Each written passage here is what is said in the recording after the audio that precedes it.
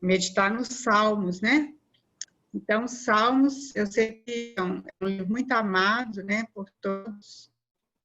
E se tiver um salmo que você gostaria de compartilhar, então você entra no particular, fala comigo aqui. Tá? Compartilhar assim um pouquinho, né, de tempo, uns 5 minutinhos. Mas cada um, às vezes cada um de nós tem como é que fala? A gente tem um salmo especial, né? E aí, se você sentir liberdade de compartilhar, nós vamos abrir esse tempo.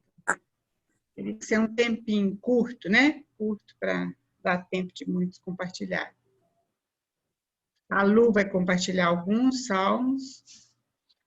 A Luatane. Eu vou dar só uma visão geral. E aí, se você quiser, você coloca no particular ou no grupo mesmo. Não tem problema, não. Fala qual salmo. E aí, uns 5 minutinhos, tá? Então, meninas, vamos começar, então. É a Vivi que está aí? A Vivi. Oi, Vivi, bem-vinda, você está bem? Tudo bem, melhorando, graças a Deus. Bom te ver, Vivi, aqui.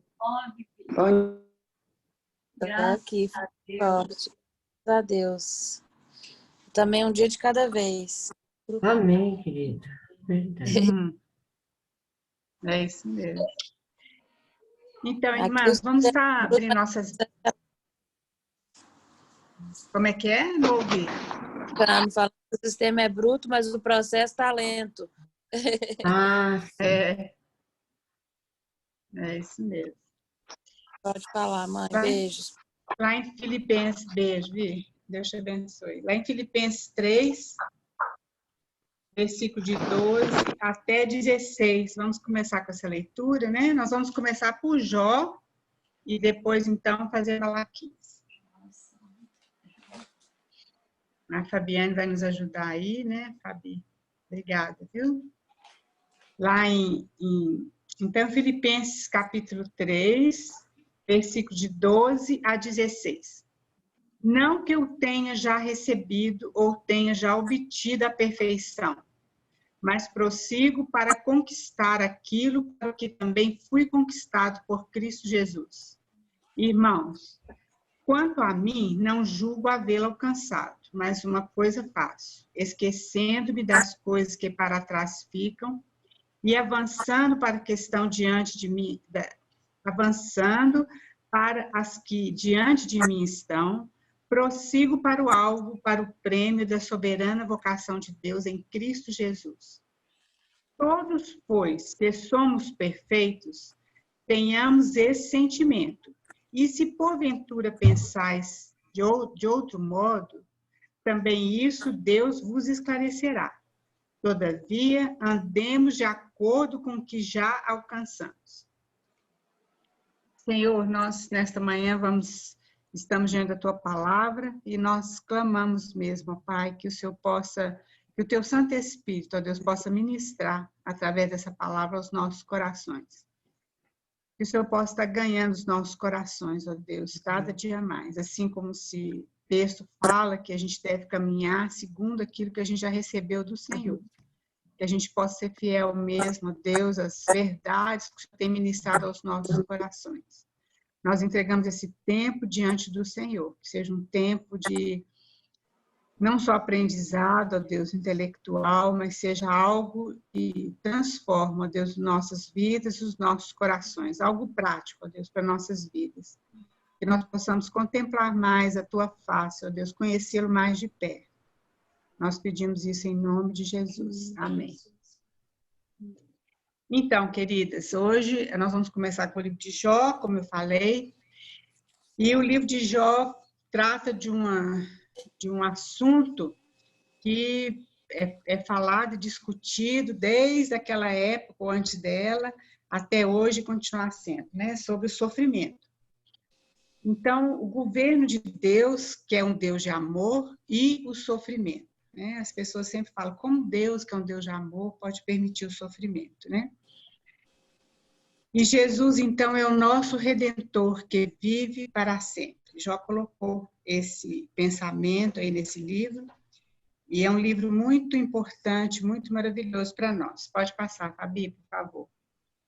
É interessante que existem, se a gente pode dizer assim, existem sofrimentos que são merecidos, né? Vamos dizer assim, e outros que não são merecidos. Então, veja bem, quando a gente vê Jacó, ele colheu muita coisa que ele plantou, né? Ele plantou, ele era enganador, aliás, o nome dele já representa isso, e ele colheu também isso. Ele enganou seu pai, enganou seu irmão, e aí também ele foi enganar. Foi exatamente aquilo que ele plantou. Agora, com relação a Jó, nós vamos ver que Jó realmente ele não sofreu porque pecou, mas ele pecou porque sofreu, né? Então, Jó provavelmente é o livro mais antigo da Bíblia. Esses acontecimentos provavelmente foram na época dos patriarcas, né? Ou antes um pouco. A gente não sabe exatamente quem escreveu esse livro. Segundo o Talmud judaico, o autor foi Moisés, mas outros estudiosos falam que pode ter sido até o próprio Jó, mas a gente não tem certeza quem foi o autor desse livro. O livro de Jó ele faz parte dos livros de sabedoria da Bíblia, que são Jó, Provérbios e Eclesiastes. Eles tratam da vida prática do homem, todos os três, né? Eles abordam, já falei, né? Mas a conclusão de todos os livros é a mesma, o temor do Senhor. Provérbios nos mostra a vida diária, né? Como a gente caminhar na vida diária. Eclesiastes nos mostra prosperidade e Jó nos mostra a adversidade. Pode passar, Fabi, por favor.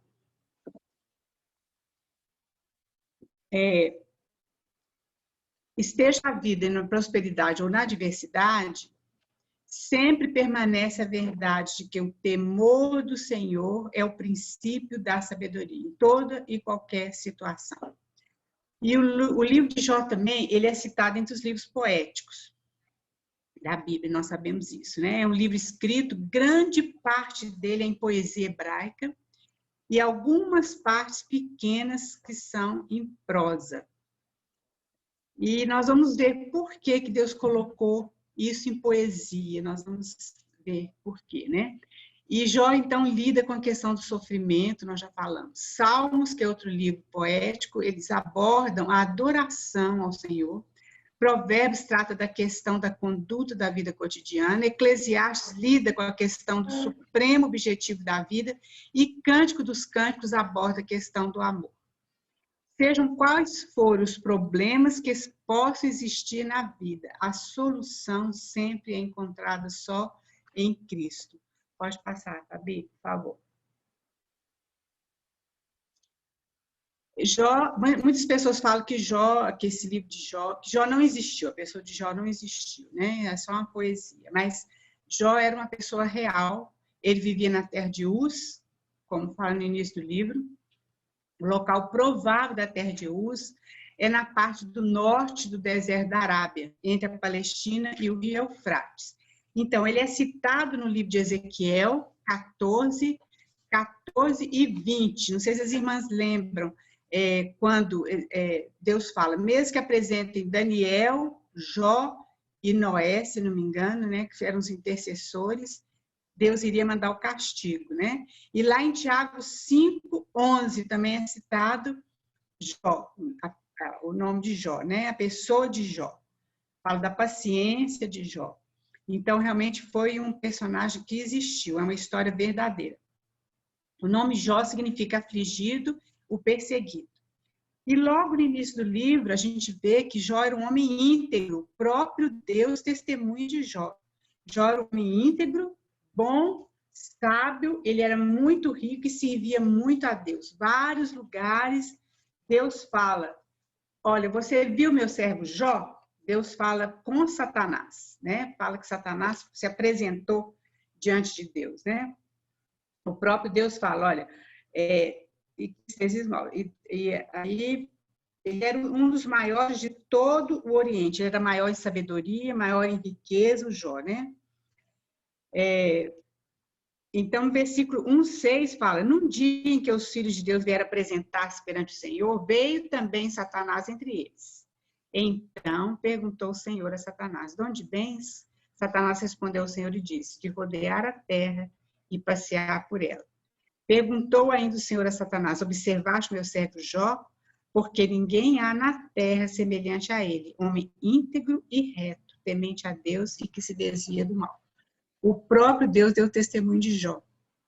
É como se Deus desafiasse o inimigo, né? Satanás. Aí nós sabemos que Satanás fala assim: o Senhor cercou ele de várias coisas boas e tal, por isso que a vida dele é dessa forma. E Deus, então, permitiu que Satanás tocasse na vida de Jó.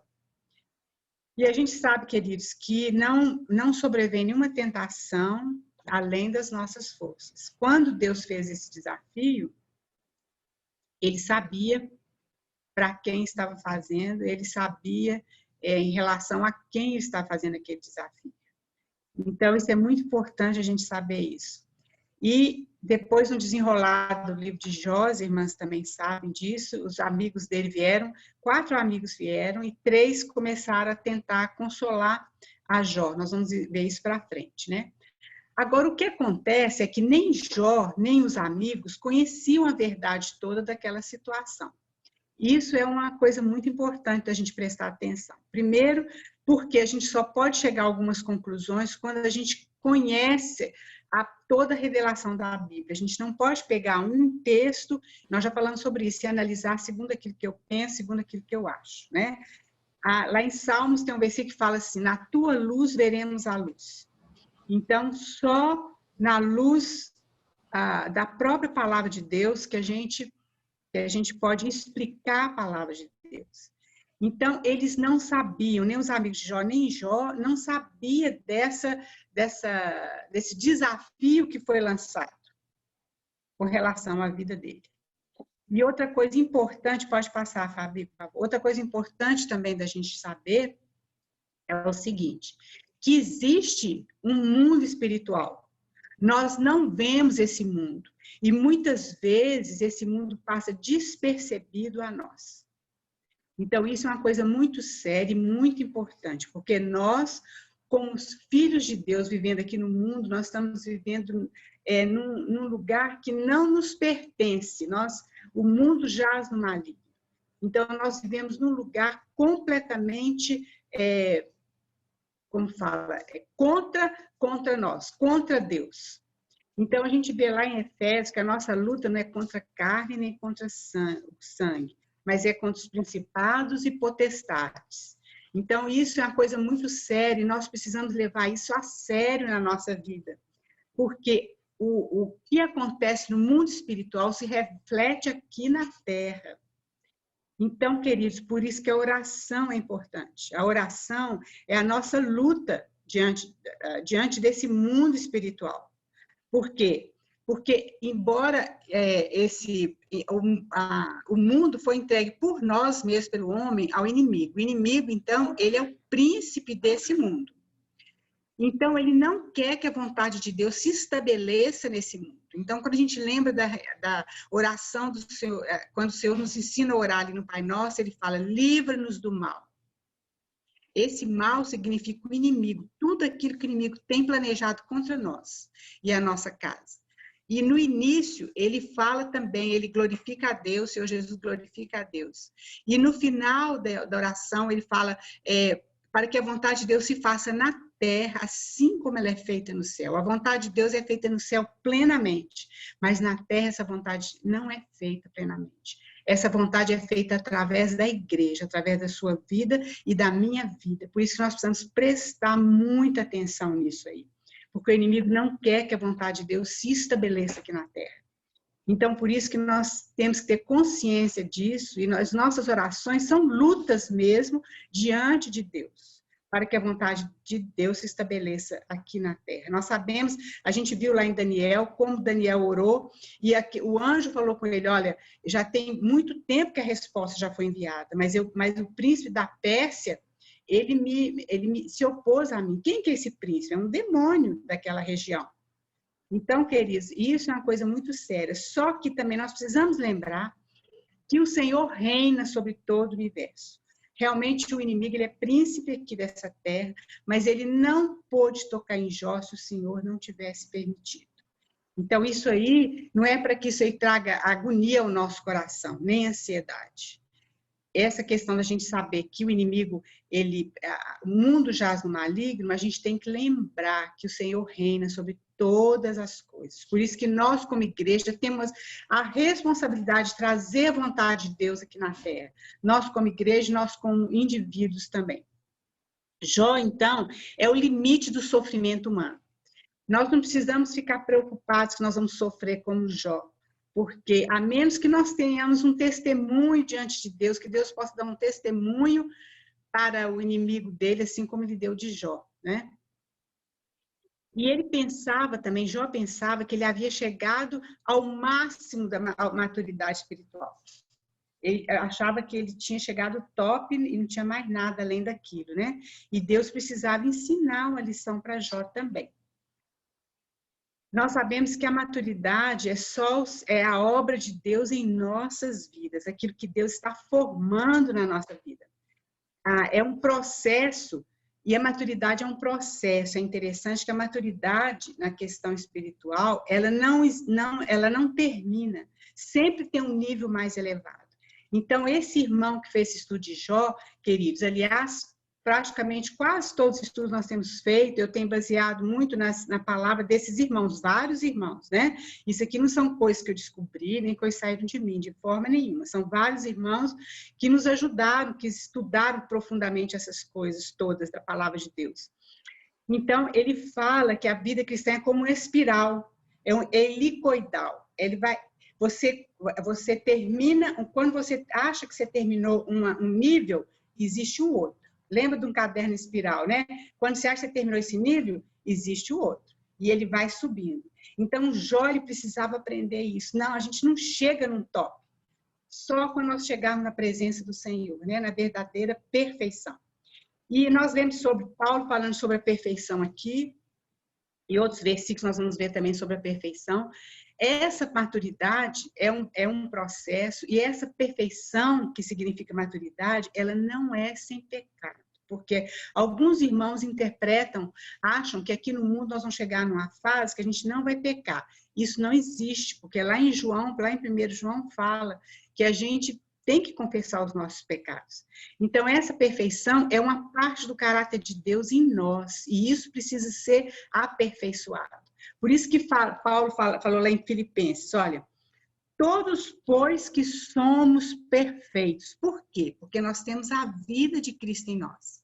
E cada um tem essa vida. Agora, essa vida manifestar em nós é que vai fazer a diferença, a gente deixar essa vida manifestar em nós. Então, isso é a perfeição. Então, ali em 1 João 1,7 fala, caminhamos na luz e o sangue de Cristo nos purifica de todo pecado. Amém. Glória a Deus por isso. Então, essa perfeição é tanto ser, nós somos perfeitos, como a gente está se tornando perfeito. Então, eu coloquei aqui, 70 vezes 7. Porque lembra quando Pedro perguntou para Jesus assim, eu preciso perdoar meu irmão 7 vezes por dia? Era o André, né, que era irmão dele, pelo menos que a gente conhece. E o André, gente, irmão é difícil, né? Porque amola a gente toda hora, né? Então, Pedro pensou assim, 7 vezes é bastante, né? Eu acho que Jesus vai falar assim, nossa, Pedro, você está no auge, né? Mas Jesus falou para ele, não é 7, é 70 vezes 7. Isso aí, gente, equivale a você perdoar seu irmão, não sei se é de 2 em 2 minutos, eu não lembro mais quanto que é. Mas é uma coisa, assim, muito grande. Então, a maturidade é isso, não é só o 7, mas é 70 vezes 7. Você consegue um 7, depois é outro 7, e depois é outro 7, mas isso é só a vida de Cristo em nós para conseguir isso. Pode passar, Fabi, por favor. E aí, então, nós conhecemos o que aconteceu com Jó. Jó perdeu todos os bens dele e perdeu seus filhos. Foi muito terrível aquilo ali. Mas aquele quadro de Jó perdendo tudo e adorando o Senhor, né? Lá no capítulo 1, versículo 20, se alguém quiser, Jó capítulo 1, versículo 20, Se alguém quiser ler esse versículo para nós, por favor, leia aí. É muito lindo esse quadro aqui. Pode ler? Pode ler, por favor. É versículo 20, né? Isso. Ao ouvir isso, Jó levantou-se, rasgou o manto e rapou a cabeça. Então prostrou-se com o rosto em terra, em oração, e disse: Saí nu do ventre da minha mãe, e nu partirei. O Senhor o deu, o Senhor o levou. Louvado seja o nome do Senhor. Já pensou, queridos? E aqui fala assim, na minha tradução fala que lançou-se em terra e adorou o Senhor. Realmente ele era um homem íntegro, né? Um homem que tinha uma maturidade muito, muito grande. Mas mesmo assim, Deus ainda precisava ensinar algumas lições para Jó. E aí completa assim no 22, e em tudo isso não pecou Jó, nem atribuiu a Deus falta alguma. Olha bem, depois disso aqui, a gente não vê Satanás... depois Satanás ataca assim a saúde de Jó, né, o corpo dele. Mas depois disso aqui, a gente não vê mais nada sobre Satanás nesse livro. O que a gente vê são os 3 amigos de Jó, chegando lá, eles vieram de longe para consolar Jó. E aí, então, o que a gente vê? Essa atitude de Jó calou a boca do inimigo. O Senhor foi glorificado pela atitude de Jó. Por isso que Deus sabia que ele podia ter feito aquele desafio a Satanás. Satanás foi calado, Satanás foi envergonhado. Mas depois nós vamos ver, querido, que depois com os amigos de Jó, Jó não se manteve da mesma forma que ele manteve da primeira vez. Então, nós vamos ver por que depois, né? Não por quê, mas nós vamos ver esse fato. Olha bem, Deus precisou mexer no ninho de Jó. Alguém abre lá Jó 29, 18. Tem uma figura muito bonita que Deus fala com o povo de Israel, que, se não me engano, lá em Deuteronômio, Deus fala que ele era como uma águia. A águia, vocês vão abrindo aí no 29 para mim, por favor. A águia, ela constrói o ninho dela lá no penhasco, né, lá no alto, e coloca os ovos ali. E quando chega na época dos bichinhos, das avezinhas aprenderem a voar, a águia, ela vai tirando tudo que ela colocou ali para ficar aquele ninho assim bem fofinho, ela vai tirando tudo. Ela vai tirando tudo e vai ficando, o ninho vai ficando meio espetado, né? Com os gravetos. Aí os bichinhos, eles têm que sair dali, que eles começam a ficar incomodados. Então, a águia vai tirando todo aquele conforto daquele ninho para que aquele bichinho possa aprender a voar. Porque senão ele vai ficar ali a vida inteira e não vai aprender a voar. Então, olha bem, pode ler ali, Jó 29, 18, por favor. Eu pensava, morrerei em casa e os meus dias serão numerosos como os grãos de areia. Isso. Pode continuar. Aí não, é só isso aí mesmo. Na minha tradução fala assim, no meu ninho expirarei, multiplicarei os meus dias como a areia. E aí, então, lá em Deuteronômio, exatamente Deuteronômio 32, a gente não vai ler, Deus fala isso. E aquela águia, então, ela tira o conforto daquele ninho para que aqueles bichinhos queiram sair daquele ninho onde está confortável. E aí, então, ela começa a soltar aqueles bichinhos. E eles vão descendo aquele penhasco, mas quase quando você acha que eles vão bater, vão se arrebentar na pedra, a águia pega eles e sobe de novo. Isso aí até eles aprenderem a voar. Então, isso aí é exatamente a figura de Deus conosco. Foi isso que Deus fez com Jó. Então, muitas vezes, querido, nós estamos muito confortáveis nos nossos ninhos. E com isso a gente não desenvolve, a gente não fortalece as nossas asas para poder voar. E o Senhor precisa fazer isso. Mas Ele sempre está pronto a nos pegar. A gente não vai esborrachar nunca. Ele sempre está pronto a nos pegar e nos voltar lá para aquele ninho, para nos ensinar a voar.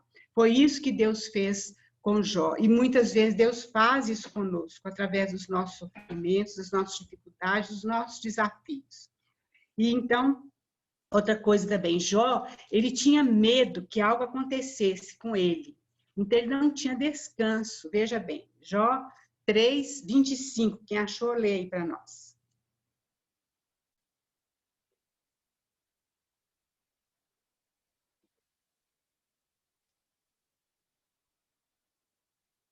Alguém achou aí? Jó, pode Aquilo ler. que temo me sobrevém, e o que receio me acontece. Olha bem. E no 26 ele fala, não tem descanso, nem sossego, nem repouso, e já me vem grande perturbação. Então ele falou assim, olha, aquilo que eu temo me sobrevém. Ele não vivia descansado em Deus. Então, é isso aí. E daí, os seus amigos, então, chegaram, vieram de longe com intenção de consolá-lo. Eles ficaram tão assustados com o estado de Jó, que eles ficaram 7 dias sentados ali perto de Jó, sem conseguir abrir a boca. Então, eles não conseguiram consolar Jó. Aliás, eles torturaram Jó mais do que consolaram. Mas eles tiveram uma boa intenção. Mas veja bem, seus amigos, em vez de consolá-lo, torturaram mais com suas filosofias e conhecimentos. Eles começaram a falar, não, Jó, você pecou, por isso está acontecendo isso. E, queridos, isso é uma lição para nós, porque muitas vezes nós fazemos exatamente como esses amigos de Jó. Nós não consolamos nossos irmãos, mas nós torturamos eles mais. Então, a gente precisa ter sabedoria de Deus para poder saber como aconselhar os nossos irmãos, como consolá-los. Às vezes é chorar com eles. A Bíblia fala chorar com os que choram, né? E nós precisamos ter sabedoria, porque esses amigos de Jó, eles torturaram. Então, olha bem, o feroz ataque de Satanás não foi capaz de abalar a integridade de Jó. Porém, a tentativa de consolo dos seus amigos o derrubou. Que foi aí que Jó começou a pecar. Porque ele falava assim, mas eu sou justo diante de Deus. Eu não fiz essas coisas que vocês estão falando. E ele sempre se justificando, sem entender o que estava acontecendo.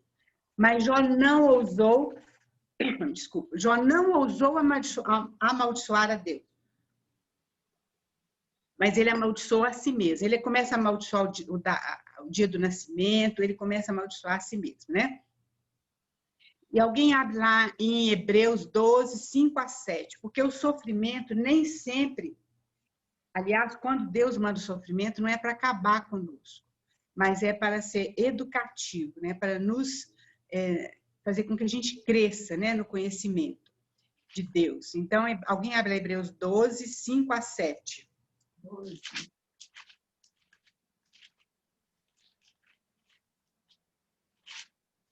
Pode passar aí, por favor, Fabi, enquanto alguém acha aí para nós.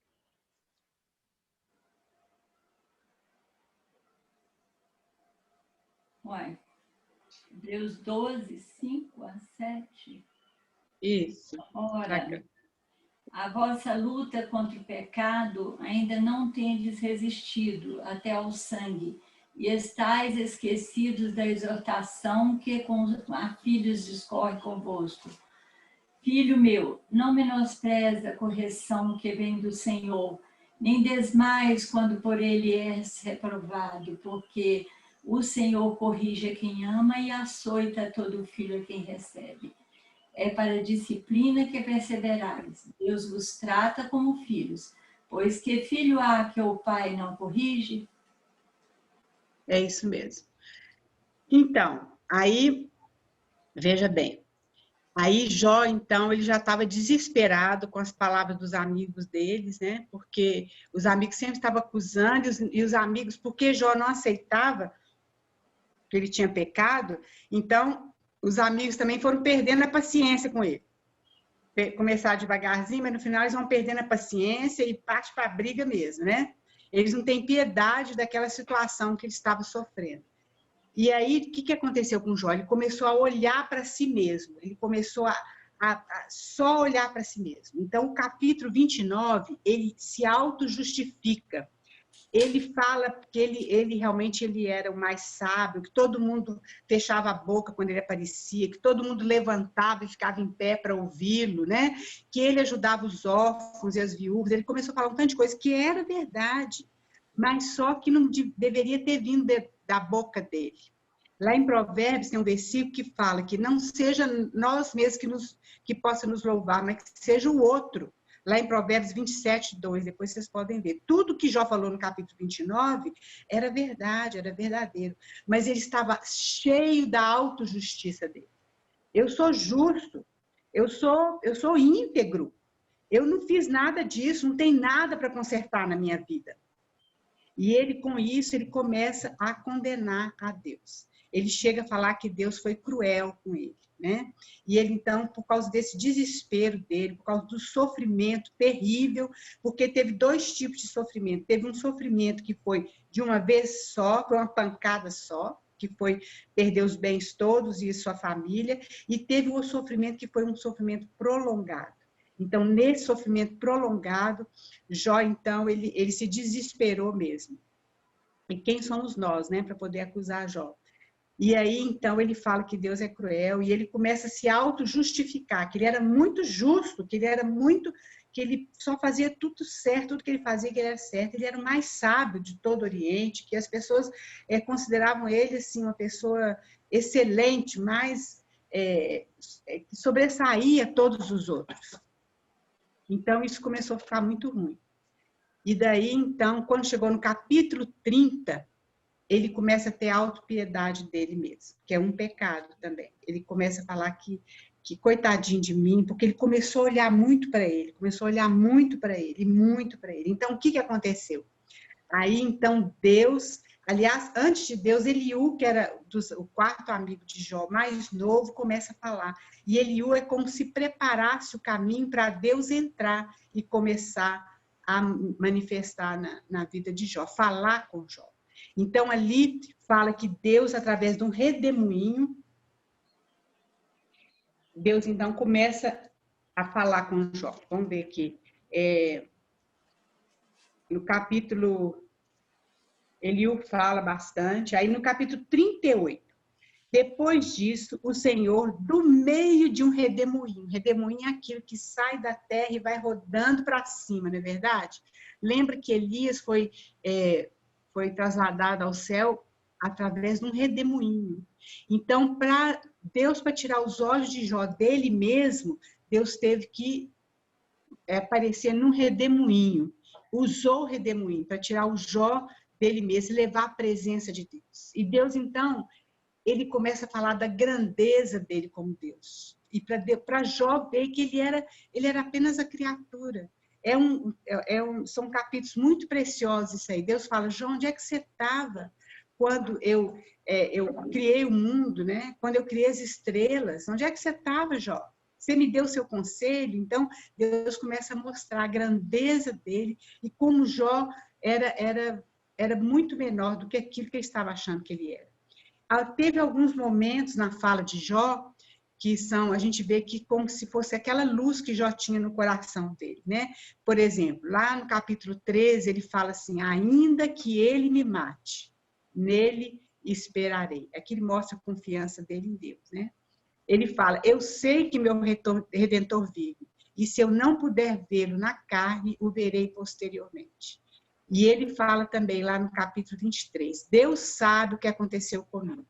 Depois dele me provar, sairei como ouro. Então, Jó tinha certeza que Deus conhecia a situação dele. E aí, depois ele fala, que é muito importante, esse versículo que a gente cita muito, né? 42:5, alguém pode ler para nós. O Jó conhecia muita teologia, tinha muito conhecimento, mas ele não conhecia o Senhor face a face. Muitas vezes, queridos, nós conhecemos mesmo, sabemos de cor várias partes da palavra de Deus, sabemos usar muitas vezes essa palavra, mas nós muitas vezes nunca encontramos face a face com o Senhor. Não que a gente não seja salvo, mas o Senhor nunca nos arrebatou e a gente nunca teve esse encontro real com Ele, né? Então, isso foi muito importante. Pode alguém ler para nós? Eu te conhecia só de ouvir, mas agora os meus olhos te veem. Essa é a diferença, queridos. A gente conhecer ao Senhor de ouvir, de ler a palavra dele. Mas outra coisa diferente, a gente conhecer o Senhor com o nosso coração, com os olhos do Espírito. É quando a palavra de Deus, que é logos, ela se transforma em rema, ela se transforma em vida, na minha vida e na sua vida. Então, isso faz diferença para nós. Então, ele podia falar no meio do sofrimento, ele podia falar, eu sei que meu Redentor vive. Apesar de tudo, eu sei que meu Redentor vive. E aí, então, quando a gente tem esse conhecimento de Deus, ele pode falar no 42, versículo 6, quando a gente está diante da presença de Deus. Toda aquela justiça própria que ele tinha mudou. Alguém lê para nós 42, versículo 6.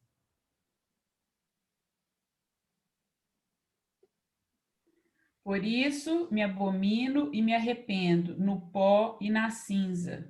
Isso. Quando a gente está diante da presença do Senhor, queridos, a única atitude que a gente tem é essa aqui, porque a gente reconhece que realmente nós somos pecadores, que nós somos nada diante desse Deus. Pode passar, Fabi? Não sei se ainda tem outro slide aí. Então, gente, olha, o propósito, então, na vida de Jó foi revelar o caráter de Jó. Realmente, Jó era um homem íntegro, é um homem que amava a Deus, sim, mas ele precisava aprender essa lição, que é manifestar esse pecado oculto na vida dele, que é justiça própria. Quantas vezes, querido, nós temos essa justiça própria? Nós achamos que nós somos melhores do que a outra pessoa, nós achamos que nós temos mais conhecimento do que o nosso irmão. Quantas vezes esse pecado é forte em nós? Por isso que Deus comparou com o crocodilo e com o hipopótamo. O crocodilo ele tem uma casca tão dura que nada entra ali. Então, Deus falou isso com Jó. Jó, você é como esse crocodilo, você está com essa casca dura dessa autojustiça e essa autopiedade. E aí, queridos, aplicando isso para nós no dia de hoje, no Novo Testamento, isso aí são as marcas da cruz de Cristo na nossa vida. Quando nós ficamos, Deus precisa trabalhar a nossa vida para que cada vez a gente fique menor e que Cristo, então, possa crescer. Então, todo o livro de Jó mostra esse processo de Deus, desse quebrantamento de Deus na vida de Jó. E quando Jó, então, ele foi quebrado, a gente viu um tesouro escondido nesse vaso, né? Tem um versículo lá em, deixa eu ver aonde, lá em 2 Coríntios, alguém abre para nós, 2 Coríntios 4, 7. Esse tesouro que está dentro de nós, que é esse ouro, é o Senhor Jesus, a vida do Senhor Jesus. Então, quando esse vaso é quebrado, que é o nosso eu ficou muito grande, muito, muito forte depois do pecado. O eu está no centro da nossa vida, está sentado no trono. E Deus não quer isso. Quem precisa estar no trono é o Senhor Jesus. A nossa segurança, queridos, 2 Coríntios 4, 7. Nós estamos muito mais seguros na mão de Deus do que na nossa própria mão. Nós sempre queremos ficar na nossa própria mão, que achamos que a gente tem controle, que é mais fácil. Mas a gente está mais seguro na mão de Deus. Então, Deus quer que o Senhor Jesus Cristo seja entronizado na nossa vida. Aí, lê para nós, então, por favor, quem achou. Temos, porém, este tesouro em vasos de barro, para que a excelência do poder seja de Deus e não de nós. É isso mesmo. Então, Deus precisa quebrar esse nosso eu para que a beleza de Cristo possa ser revelada.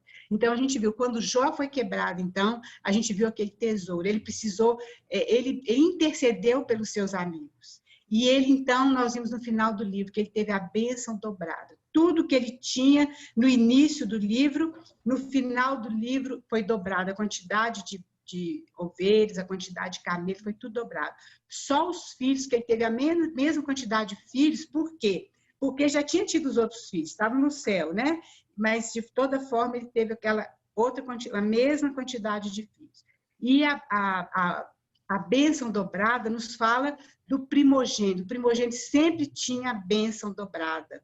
E esse primogênito nos fala do Senhor Jesus Cristo. Ele é a nossa bênção dobrada na nossa vida. Então, quando o vaso de barro, quando o nosso eu é quebrado, o mundo e as pessoas podem ver a beleza e a glória de Deus na nossa vida. Alguém lê lá em Romanos 8, 29, para a gente terminar esse livro de Jó e passar para Malaquias, por favor. Romanos 8, 29.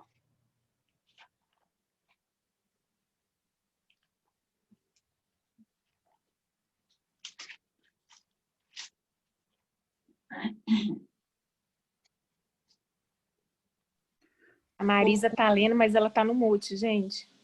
Ah, Marisa, está no mudo, meu bem. Leia para nós, abre seu microfone. É 8:29, né? Isso. Porquanto aos que de antemão conheceu, também os predestinou para serem conformes à imagem de seu filho, a fim de que ele seja o primogênito entre muitos irmãos. Então, é exatamente isso. Esse é o objetivo de Deus na nossa vida. Por isso que nós somos quebrados. Por isso que aconteceu aquilo tudo na vida de Jó. Porque esse é quem Deus escolheu antes da fundação do mundo. Ele também predestinou para que a gente fosse semelhante ao Senhor Jesus Cristo, que é o primogênito. Então, essa é a bênção dobrada. Que o Senhor realmente possa ganhar o nosso coração com relação a isso. E que a gente possa saber, quando o Senhor permite que a gente passe por várias dificuldades, né? Ou mesmo bênçãos mesmo, que a gente possa saber buscar a face do Senhor. E saber orar com relação a isso.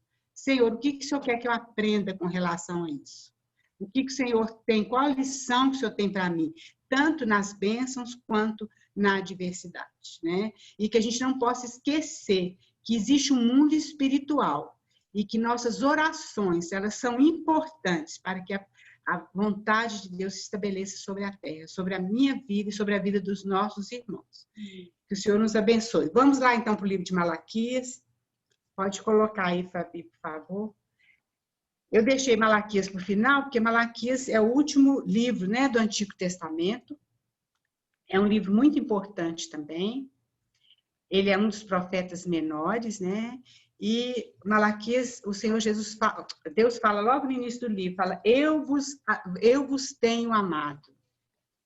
E Jesus, então, é o nosso sol da justiça. Esse livro, ele tem uma profecia muito maravilhosa. Pode passar, Fabi, que nós vamos ver. É um livro pequenininho, mas um livro muito precioso. Malaquias significa mensageiro. O que Ageu e Zacarias, aqueles profetas que nós já estudamos, foram para Zorobabel e Josué, aqueles primeiros que voltaram lá da Babilônia, né? Do cativeiro. Lembra que eles ficaram 70 anos na Babilônia, isso as tribos do sul, Judá e Benjamim. Aí, depois de 70 anos, eles voltaram para Jerusalém. Jerusalém estava destruída, totalmente destruída. E aí, então, a primeira leva foi com Zorobabel e Josué. E eles começaram a edificar o templo, Ciro, com a ordem de Ciro, e depois o templo ficou parado. Estou recordando o que a gente viu na última sexta-feira.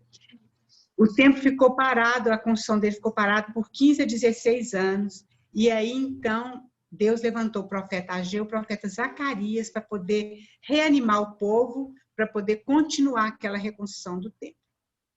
Então, a mesma coisa que Ageu e Zacarias foi para Zorobabel e Josué, Malaquias foi para Neemias. Neemias foi depois que eles reconstruíram, e Esdras já tinha ido também, Neemias foi depois para reconstruir os muros da cidade, reconstruir a cidade mesmo, propriamente Jerusalém.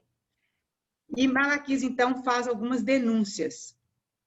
Ele fala sobre o declínio religioso, que está em Malaquias de 1 até 2:9, fala sobre a degradação social e fala sobre desvio moral. Depois que o povo voltou para Jerusalém, eles ficaram desanimados e frustrados. Jerusalém era uma cidade totalmente destruída. Eles tinham saído da Babilônia, eles estavam em condições boas na Babilônia. E aí eles chegaram lá naquela cidade e começaram a ter muita oposição das pessoas que já moravam lá, que provavelmente eram os idumeus, e também de outras pessoas, né? E eles começaram a desanimar, porque provavelmente eles acharam que ia chegar em Jerusalém ia ser tudo fácil, ia reconstruir todas as coisas e ia ser a maravilha, mas não é assim. E nós vimos até que muitas vezes a gente fica animado de fazer a obra de Deus, e muitas vezes Deus nos enviou para fazer aquilo, e quando a gente começa a fazer, a gente fica desanimado, porque tem muita coisa que nos opõe.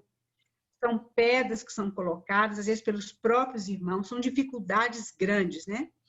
E aí, então, Deus levantou Malaquias, assim como levantou Ageu e Zacarias. Pode passar, por favor. Fabi. E aí, então, ele fala sobre sobre todo esse declínio, né? No religioso, eles levavam, Deus fala com eles, vocês estão trazendo pão imundo para oferecer. Animais com defeito, Deus fala. Essas ofertas, os animais não podiam ter um defeito, mas aí Deus está falando, vocês estão fazendo isso, trazendo os piores animais seus, vocês estão trazendo para oferecer.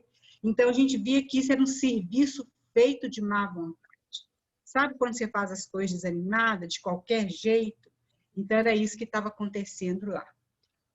Na parte moral, eles estavam envolvidos com feitiçaria, com adultério, com fraude e com opressão dos mais pobres.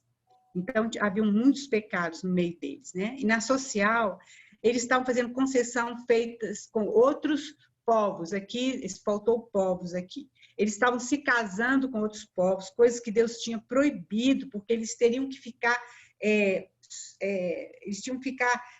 concisos nele por causa de Jesus que viria. Eles não podiam se misturar, porque Jesus viria da tribo de Judá, então eles não podiam se misturar com outros povos. Eles tinham que ser só aquela linha mesmo de descendência. E nós vimos desde o início como inimigo sempre está querendo atrapalhar o propósito de Deus aqui na Terra. E na questão material, as ofertas haviam cessado e os dízimos não eram trazidos à casa do Senhor. O resultado, então, era a pobreza. É onde fala, a gente conhece muitos versículos, né? Trazei seus dízimos à casa do Senhor e eu vos abençoarei, etc. E depois, queridos, hoje, mesmo naquela época, tudo que nós temos pertence ao nosso Deus. Tudo é dele. Então, muitas vezes a gente tem essa dúvida. É o dízimo do líquido, é o dízimo do bruto. Olha, tudo é de Deus, tudo é de Deus. Se ele pedir 100%, nosso é 100%. Se ele pedir 10%, é 10%. Se ele pedir 1%, é 1%. Se ele pedir 80%, é 80%. Nós não vivemos mais debaixo dessa lei. Mas isso não nos dá o direito de falar assim, não, eu não preciso tudo mesmo, eu não preciso ter essa preocupação dos 10%. Não é isso, nós temos que pensar que realmente nós precisamos ser fiéis ao nosso Deus. Porque ele é fiel para conosco. Alguém abre lá em Malaquias 3:6, por favor, e depois 16 a 18.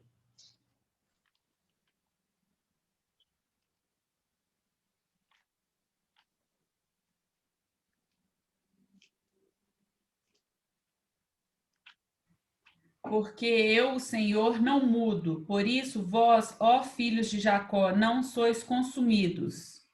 Isso. Ele não muda, porque ele é fiel. Ele falou que ia manter esse povo até o fim. Então, por isso que ele não tinha já acabado com Jacó e com aquele povo que tinha se rebelado tantas vezes contra ele, né? E Malaquias 3:16 a 18 também, por favor. Esse versículo é muito precioso, queridos. Vamos prestar atenção nele. Então, aqueles que temiam ao Senhor falaram uns aos outros. E o Senhor atentou e ouviu. E um memorial foi escrito diante dele, para os que temiam ao Senhor, e para os que lembravam do seu nome. E eles serão meus, diz o Senhor dos Exércitos, minha possessão particular, naquele dia que prepararei. Poupá-los-ei, como um homem poupa a seu filho que o serve. Então vereis outra vez a diferença entre o justo e o ímpio, entre o que serve a Deus e o que não serve. Queridos, esses versículos são muito preciosos para nós, porque aqui ele está falando que havia um memorial diante de Deus. A gente sabe que quando lá em Neemias e Esdras também, principalmente Neemias, está escrito cada um que reconstruiu aquele muro, cada um que voltou, está escrito pelo nome, pela família. Então, veja bem, há um memorial escrito diante de Deus. Muitas vezes a gente pensa assim, gente, mas parece que os ímpios eles estão prosperando mais, nós temos tanta dificuldade, nós pensamos isso mesmo. E isso é realidade, porque a gente, como eu falei, a gente vive num mundo que é totalmente contra as coisas de Deus. Então, nós temos mesmo dificuldades, e muitas vezes mais do que o ímpio. E aí, então, aqui está falando, olha, então os que temiam ao Senhor falavam uns aos outros, e o Senhor atentava e ouvia. O Senhor escreve. O Senhor tem um memorial diante dele, queridos. Por isso que a nossa obra no Senhor não é vã. A nossa vida diante do Senhor não é vã. E por isso, então, que existe o livro de Apocalipse. Sabe por quê? Para falar conosco o seguinte: Apocalipse é uma carta de amor de Jesus para sua noiva. Ele quer falar o seguinte: olha, vale a pena. Aguenta mais um pouquinho. Vale a pena. É isso que esses versículos estão falando para nós agora. O Senhor é fiel. E hoje a gente muitas vezes não vê como aquele salmo fala, né? Que o ímpio cada dia está melhor, etc.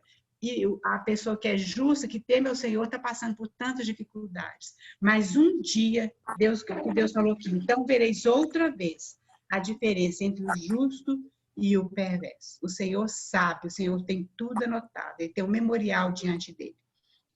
E aí, então, queridos, para a gente praticamente terminar esse livro, lá em em Malaquias 4, versículo 2, alguém abre aí para nós e lê, por favor. Essa é uma profecia muito maravilhosa.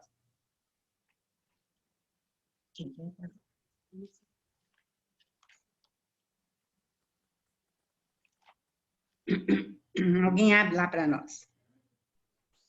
Mas que vós outros que temeis o meu nome, nascerá o sol da justiça, trazendo salvação nas suas asas. Saireis e saltareis como bezerros soltos da estrebaria. Isso. Olha bem. Então, para nós, para vós outros, que temeis o nome do Senhor, nascerá o sol da justiça. Nós vamos ver quem... Pode passar aí, Fabi, por favor. Não sei se tem outro slide. Esse sol de justiça não é ninguém mais, ninguém menos que o próprio Senhor Jesus Cristo. Esse livro de Malaquias, que é o último livro do Antigo Testamento, ele termina com maldição, uma palavra maldição. Fala o seguinte, fala que vai enviar o profeta Elias, ele converterá o coração dos pais aos filhos e o coração dos filhos a seus pais, para que eu não venha e fira a terra com maldição. O primeiro livro do Antigo Testamento, que é Gênesis, acaba com caixão, com morte, né? José sendo colocado no caixão, né? E o último livro do Antigo Testamento termina com essa palavra de maldição. Mas graças a Deus, né? Louvado seja o Senhor, porque a palavra de Deus não termina aqui. A palavra de Deus começa com o Novo Testamento, que é o Senhor Jesus Cristo vindo, esse sol da justiça. Alguém abre lá para nós em Lucas 1:78. E termina com Apocalipse, ele reinando sobre toda a terra. Ele termina, a palavra de Deus termina com uma bênção maravilhosa. A palavra de Deus termina com o Senhor Jesus Cristo reinando e sendo vitorioso, né? A morte já não existe mais, as dores, os sofrimentos, a doença não existe mais. É assim que termina a palavra de Deus. Glória a Deus pelo Senhor Jesus Cristo. Alguém abre lá para nós, então, e lê Lucas 1:78. Esses versículos que estão ali, queridos, se vocês puderem ir abrindo, seria bom para a gente adiantar. Nosso horário já está em cima da hora. Graças à estranhável misericórdia de nosso Deus, pelo qual nos visitará o sol nascente das alturas, para alumiar os que jazem nas trevas e na sombra da morte, e dirigir os nossos pés pelo caminho da paz. Amém. Aleluia. Ele é o sol da justiça. Alguém conseguiu abrir Salmo 84:11? Outro já vai abrindo lá em João 1:5, por favor. João 1:5. A luz resplandece nas trevas, e as trevas não prevalecerão contra ela. Isso. O Senhor Jesus Cristo, quando veio a esse mundo estava em trevas. Esse mundo continua em trevas, mas ele era a luz do mundo, não foi o que ele falou? E esse sol brilhou aqui no meio das trevas. É o Senhor Jesus Cristo, porque o mundo está em trevas. Outro lá, João 1:9, que você leu, Dani? Sim. Então, alguém lê João 1:9, João 8:12, por favor. João 1:9, a saber, a verdadeira luz que vinda ao mundo iluminou a todo homem. Amém. A verdadeira luz que vinda ao mundo iluminou todo homem. E Ilumina, eu falei iluminou, ilumina. Ilumina, isso. Continua iluminando hoje, né? Nós que temos o Senhor Jesus Cristo, a gente tem essa luz. 8:12. Raquel, eu posso ler Salmo 84, Pode, 11? por favor, pode. Senhor Deus é sol e escudo. O Senhor dá graça e glória, nenhum bem sonega aos que andam retamente. Amém. Ele é sol e escudo, né? Ele é o sol da justiça, né? Agora, outro versículo aí, 8:12, foi lido? João 8:12. De novo, Isso. Jesus começou a falar com eles e disse: Eu sou a luz do mundo. Quem me segue nunca andará na escuridão, mas terá a luz da vida. Amém. E Mateus 5:14-16. Vós sois a luz do mundo. Não se pode esconder a cidade edificada sobre um monte, nem se acende uma candeia para colocá-la debaixo do alqueire, mas no velador, alumia todos os que se encontram na casa. Amém. Olha bem, Jesus, aqui em João, ele fala, eu sou a luz do mundo, mas agora ele fala conosco, vós sois a luz do mundo. Veja bem, o Senhor Jesus, ele é esse sol. E esse sol, então, ele esteve aqui na terra, mas ele voltou para a glória dele. E hoje, quem é essa luz somos nós, certo? É como, queridos, quando a gente está viajando de avião, à noite, você vê, às vezes, tudo escuro, de repente vê um tanto de luzinha, que é uma cidade, né? É mais ou menos essa figura, somos nós no meio daquela escuridão, então tem uma luzinha aqui, outra luzinha ali, outra luzinha ali. Por quê? Olha bem, o Senhor Jesus é o sol, mas a igreja é representada como a lua. A lua não tem luz própria, mas a lua, ela reflete a luz do sol, tá certo? A lua, muitas vezes, ela não tá, mesmo quando ela está cheia, brilhante, né? Ela não tem a luz do sol, mas ela reflete aquela luz. Mas, infelizmente, tem época da lua que ela está escondida, às vezes tem até eclipse, né? Acontece com a igreja isso também. Ela não ilumina como deveria iluminar. Mas o sol da justiça um dia virá e vai realmente iluminar essa terra de uma maneira plena. Tanto que Apocalipse fala que não vai precisar mais nem de sol, nem de lua, porque o Senhor é a luz ali de Jerusalém. Amém. Quando Jesus fala ali que não pode esconder a cidade edificada no monte, ele está falando sobre Jerusalém, que é um testemunho dele aqui na terra. E depois ele fala da candeia, que somos nós como igreja, tem que ser colocada no alto para que o mundo possa ver. E outra coisa também, queridos, nós somos a lua como igreja. Isso é uma figura bonita, vocês podem ver que é realmente isso. Mas fala também que nós somos estrelas, individualmente nós somos estrelas. Alguém abre ali para mim, por favor, em Filipenses 2:15, rapidinho também. 2 Coríntios 2:11, eu acho que eu não coloquei esses versículos aí escritos. Filipenses 2:15, 2 Coríntios 2:11 e Daniel 12:3. Vou ler Filipenses, para que vos torneis irrepreensíveis e sinceros, filhos de Deus inculpáveis no meio de uma geração pervertida e corrupta, na qual resplandeceis como luzeiros no mundo. Olha bem, nós somos luzeiros no mundo. 2 Coríntios 2:11. Para que Satanás não alcance vantagem sobre nós, pois não lhe ignoramos os desígnios. Olha bem.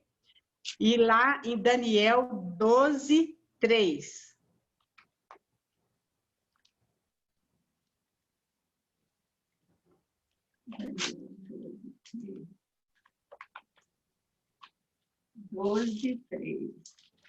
Os mestres sábios, aqueles que ensinaram muitas pessoas a fazer o que é certo, brilharão como as estrelas do céu, como o brilho que nunca se apagará.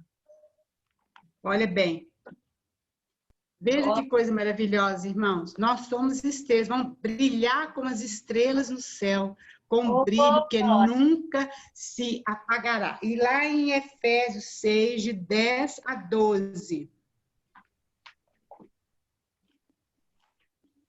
E a gente termina, então, com esse versículo. 10 a 12.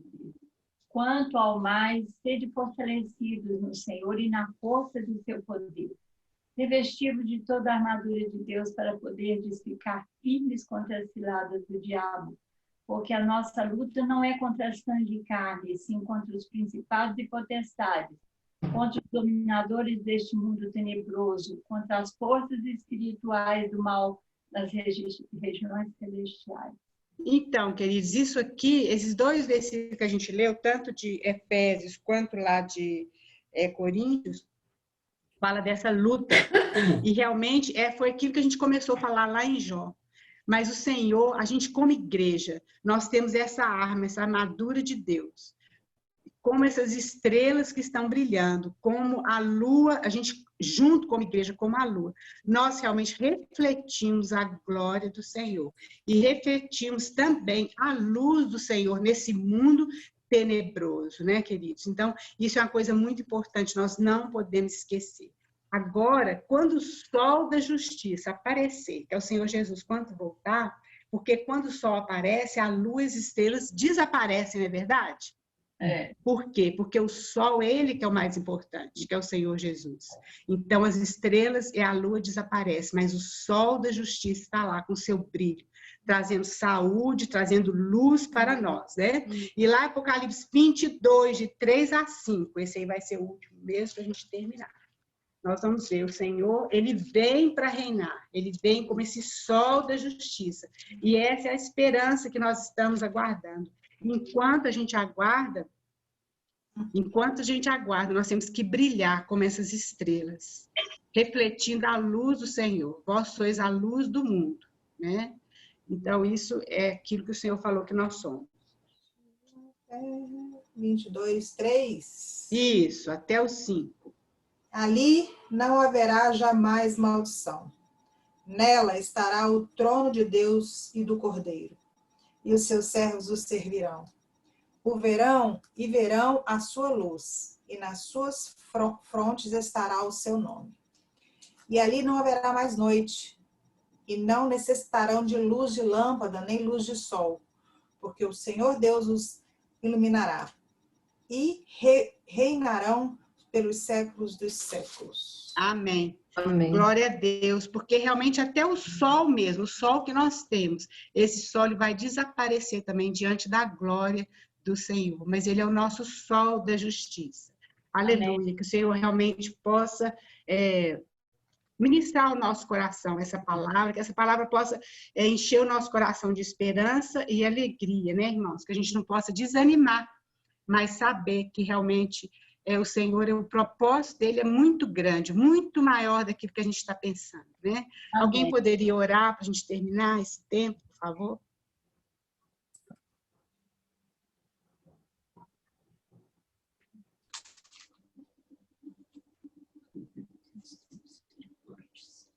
Senhor Deus, nós te agradecemos, ó Pai, por essa manhã tão preciosa, esse tempo tão precioso, estudando a Tua Palavra.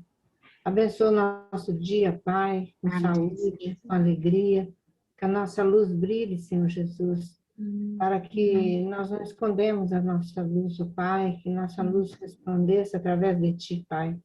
Pedimos, Senhor Jesus, a Tua bênção sobre a vida de cada um, de cada família, Pai, em nome de Jesus.